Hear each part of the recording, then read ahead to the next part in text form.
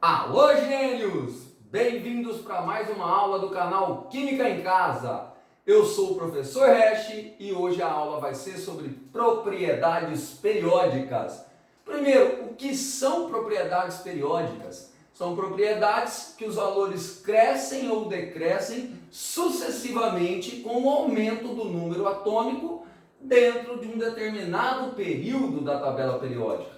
Ou seja, se nós pegarmos aqui os períodos da tabela periódica, que são as linhas, os valores dessas propriedades periódicas vão se comportar sempre da mesma maneira em cada período, ou aumentando esse valor para todos os períodos, ou diminuindo o valor dessa propriedade em todos os períodos.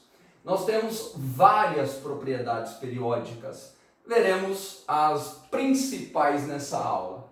Primeiro, o raio atômico. Nós vamos ver como que o raio atômico se comporta dentro de uma tabela periódica, em cada período e também em cada família, em cada grupo. Primeiro vamos definir o que é um raio atômico. Raio atômico é a distância do núcleo desse átomo até o final da eletrosfera. Mas como é muito difícil determinar onde é o final da eletrosfera de um átomo, como que se determina o raio atômico? O raio atômico ele é determinado pela distância entre dois núcleos de uma molécula biatômica. Então imagine uma molécula que tenha dois átomos do mesmo elemento químico, a distância entre os dois núcleos corresponde a 2 raios. Então desta maneira foram se determinando o raio atômico de todos os elementos químicos. E agora, como que esse raio se comporta dentro da tabela periódica? Em cada família, em cada grupo e em cada período. Primeiro, que o raio atômico ele aumenta de cima para baixo dentro de um grupo, dentro de uma família. Conforme a gente vai descendo dentro de uma família, o raio ele vai ficando cada vez maior. Isso por quê? Porque vai aumentando o número de camadas ocupadas por elétrons. Então, se nós temos aqui os elementos do primeiro período, hidrogênio, o hélio, eles possuem apenas uma camada ocupada por elétrons. Se eu pegar os elementos do segundo período, 2 camadas ocupadas por elétrons, elementos do terceiro período, 3 camadas, do quarto período, 4 camadas, e assim por diante, até chegarmos nos elementos do sétimo período, que são 7 camadas. Então é muito óbvio que, conforme a gente desce nos períodos, vai aumentando o número de camadas, o raio vai aumentando também. Agora, e dentro de um período, dentro de uma linha da tabela periódica? Todos os elementos de um mesmo período têm em comum o número de camadas. Então, se nós pegarmos os elementos do segundo período, todos têm 2 camadas ocupadas por elétrons. Só que o raio ele vai variar, nesse caso, pela carga nuclear, pela quantidade de prótons que nós vamos ter no seu núcleo.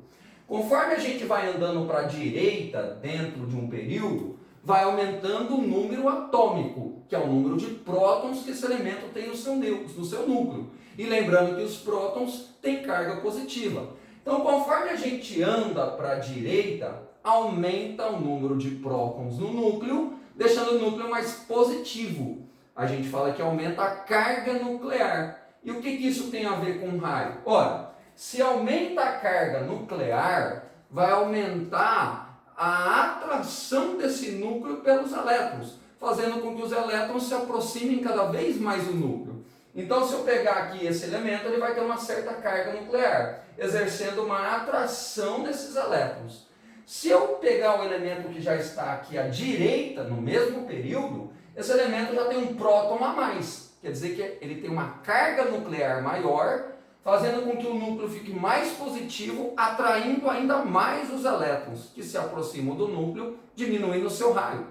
Se eu vier para mais um elemento à direita, eu vou ter mais um próton no núcleo, a carga nuclear aumenta, deixando o núcleo mais positivo. E o núcleo estando mais positivo, atrai mais os elétrons, fazendo o raio diminuir. Então, conforme eu vou andando aqui para a direita, vai aumentando a carga nuclear, fazendo com que o raio fique cada vez menor. Certo? Então o raio ele cresce para baixo pelo aumento do número de camadas. E o raio ele vai diminuindo para a direita pelo aumento da carga nuclear, aumento de prótons no núcleo, que aumenta a carga positiva, atraindo mais os elétrons, fazendo o raio diminuir. Ou seja, o raio cresce para a esquerda. Então nós temos que numa tabela periódica, o raio ele cresce para baixo e para a esquerda, fazendo com que os elementos que estejam mais próximos desta região da tabela periódica, do frâncio, sejam os de maior raio. Então, entre o elemento x e y, dois elementos hipotéticos, que eu não sei quais são, eu já consigo determinar que o elemento x é o que possui maior raio, porque se encontra mais próximo desta região da tabela periódica. Bom, nós temos o raio atômico, mas nós também temos o raio iônico. Vamos dar uma estudada agora no raio dos íons. Quando a gente fala do raio dos íons, primeiro você vai ter que determinar se aquele íon é um cátion, tem carga positiva, ou um ânion, se tem carga negativa. Vamos primeiro dar uma olhada no raio dos cátions. O que significa cátion? Carga positiva significa que esse elemento doou, perdeu elétrons. E toda vez que o elemento perde elétrons, a saída desses elétrons faz com que o raio diminua. Porque quando um átomo perde um elétron, ou o número de camadas diminui, ou diminui a repulsão entre esses elétrons, fazendo automaticamente que o raio também diminua. Então, toda vez que um átomo perde elétrons, o seu raio diminui. O que significa que o raio do cátion é sempre menor que o raio do átomo que deu origem a esse cátion. Então, se eu comparar o raio do sódio neutro com o raio do cátion do sódio, que é o Na+, porque ele perdeu um elétron, o raio do sódio é maior que o raio do cátion. Certo? Então, o raio do cátion é sempre menor que o raio do átomo. Agora, e do ânion? Lembrando que ânion tem carga negativa. Carga negativa significa que ele recebeu, que ele ganhou elétrons.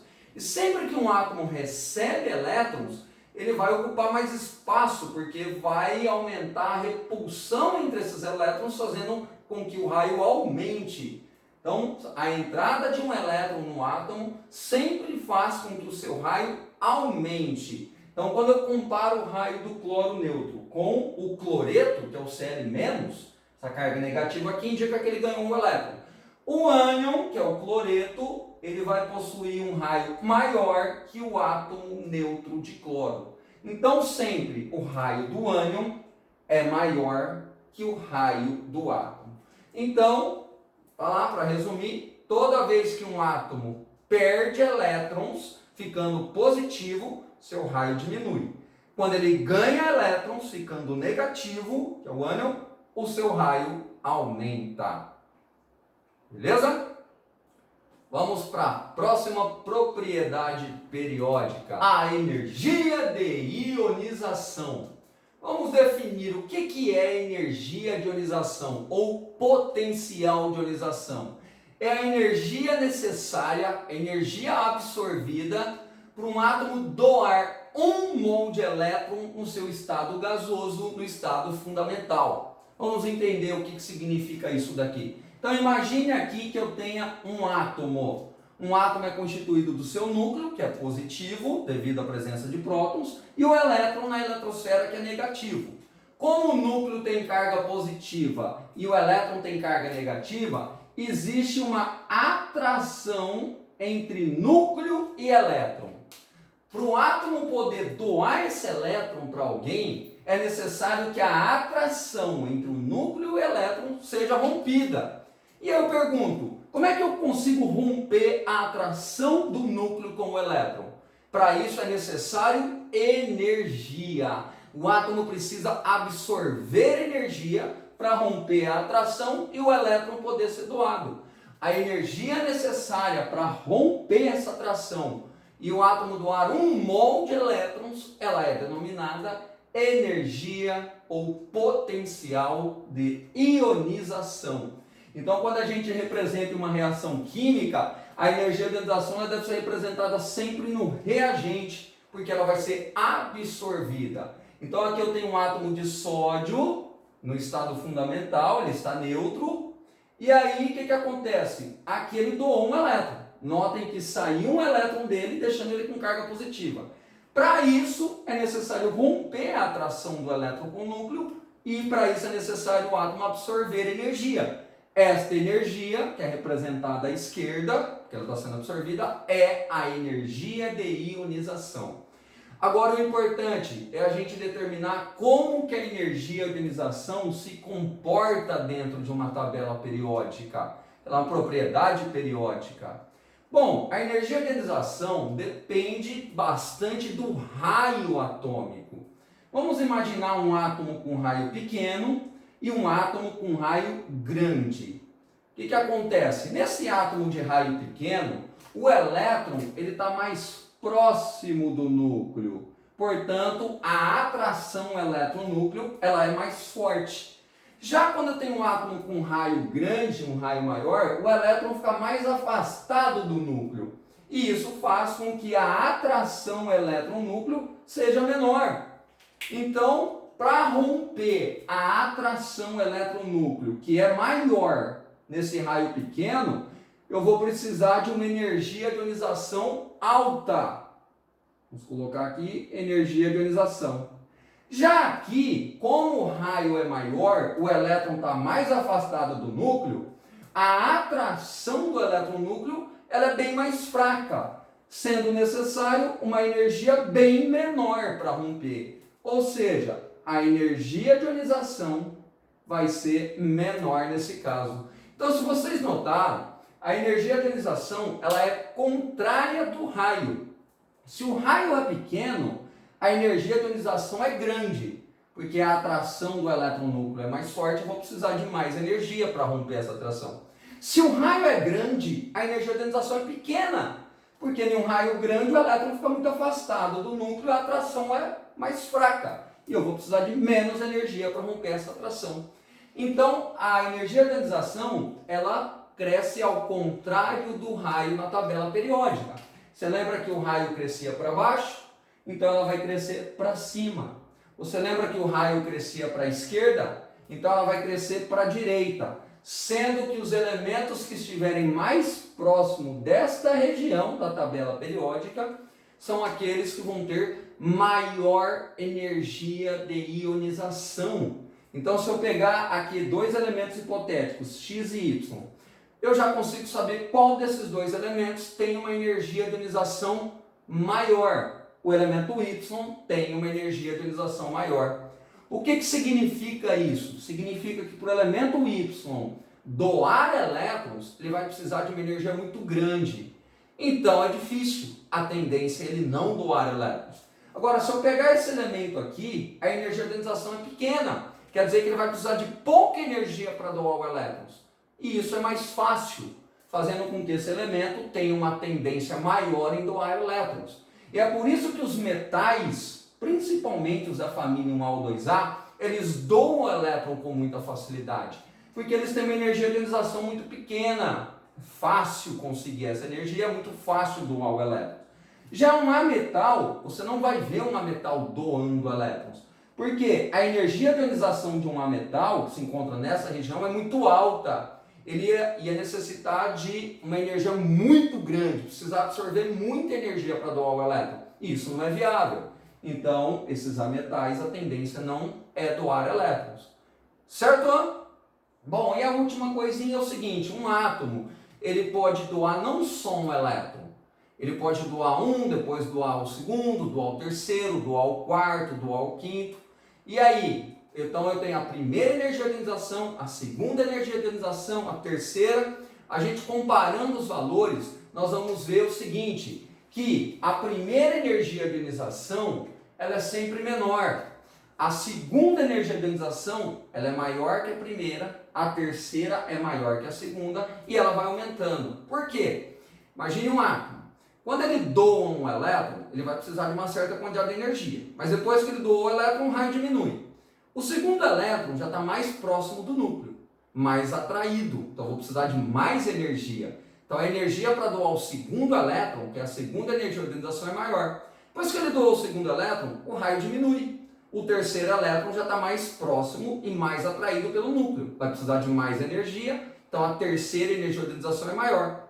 E assim por sequência. Tá certo, gente? Aí vamos dar aqui um exercicinho para vocês aplicarem esses conceitos no exercício. Beleza? Halogênios, dá uma olhadinha nesses dois exemplos. Nesse exemplo 1, eu te dei dois elementos químicos, o X com o número atômico 20 e o Y com o número atômico 34. E eu quero saber qual dos dois possui maior raio atômico e qual dos dois possui maior energia de ionização. Como que eu vou fazer isso? Primeira coisa, eu tenho que localizar esses elementos na tabela periódica.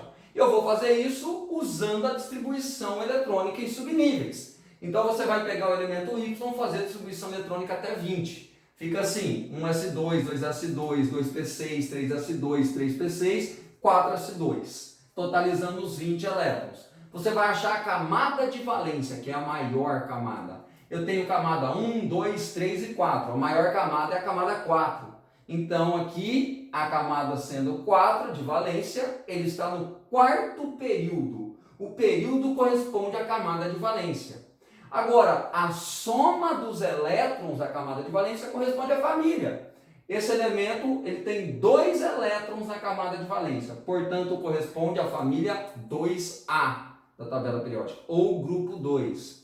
Faça a mesma coisa para o elemento Y, faça a distribuição eletrônica até 34. Fica assim, 1s2, 2s2, 2p6, 3s2, 3p6, 4s2, 3e10, 4p4. Totalizando os 34 elétrons. Ache a camada de valência, que é a maior. Eu tenho camada 1, 2, 3 e 4. Novamente, a maior camada é a camada 4. Só que ela é composta do 4s2 e 4p4. A camada de valência corresponde ao período. A camada de valência é a quarto período. Agora, a soma dos elétrons da camada de valência corresponde à família. 4 mais 2, 6, família 6A, ou grupo 16. Então agora a gente vai distribuir mais ou menos ele na tabela periódica. Os dois estão no quarto período, você vai pôr os dois na mesma linha, no quarto período. Só que esse está na família 2A, se encontra mais à esquerda, e esse elemento Y está na família 6A, se localiza aqui mais à direita. Agora que eu localizei, fica fácil. Qual dos dois possui maior raio atômico? Lembrando que o raio ele cresce para a esquerda, então o raio vai crescer nesse sentido, fazendo com que o elemento X tenha um maior raio atômico. E a energia de ionização? É ao contrário do raio, nós acabamos de ver. A energia de ionização cresce para a direita. Então o elemento Y é o que possui a maior energia de ionização. Halogênios, dá uma olhada nesse exemplo 2, tá? Esse exemplo 2, ele foi dado aqui para a gente, foram dados, na verdade, os valores de energia de ionização de um elemento químico. Então, aqui tem uma tabelinha constando a primeira energia de ionização desse elemento químico, que é a energia necessária para doar o primeiro elétron. A segunda energia de ionização, que é a energia necessária para doar o segundo elétron. E assim vai. Terceira energia de ionização, quarta, quinta. E a sexta energia de ionização, que é a energia necessária para doar o sexto elétron. Lembrando que a energia de ionização ela vai sempre aumentando.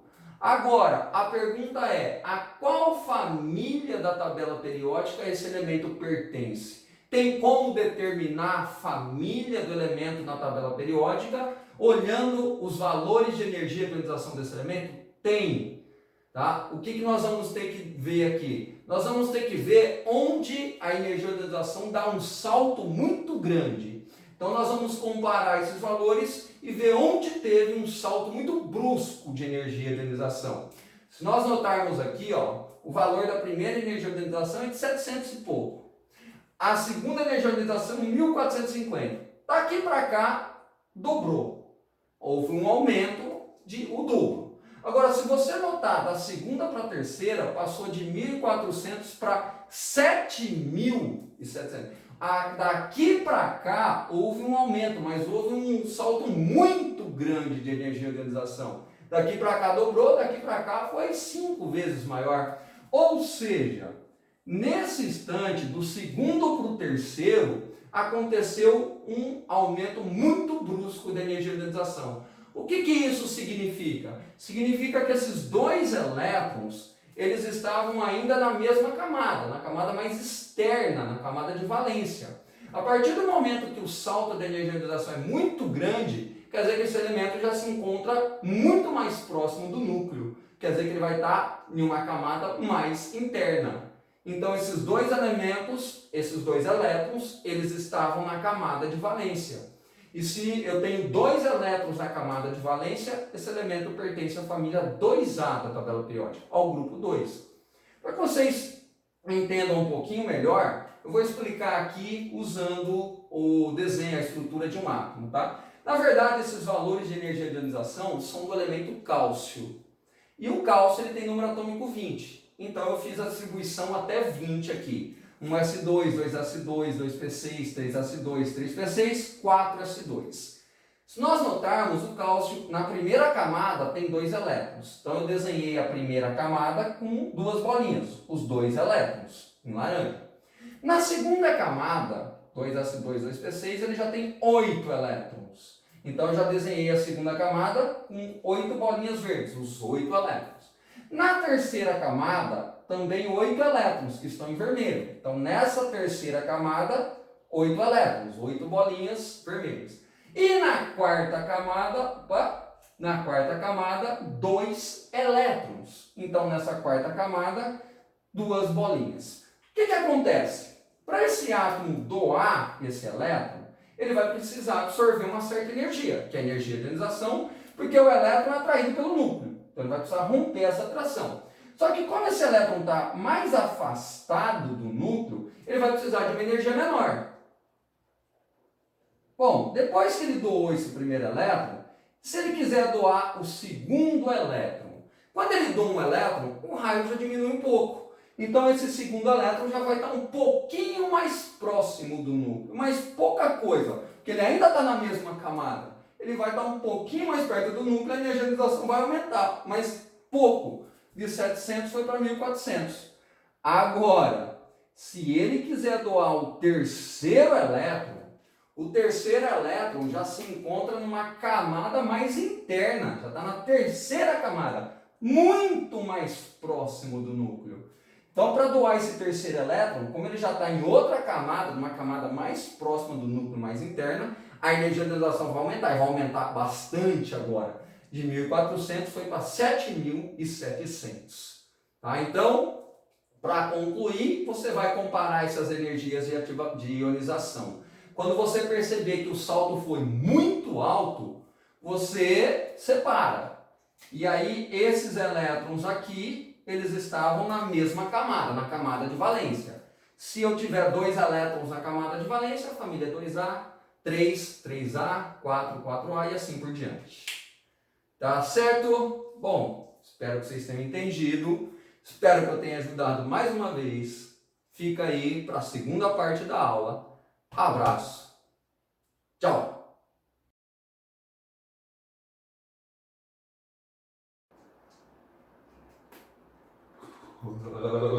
Vamos.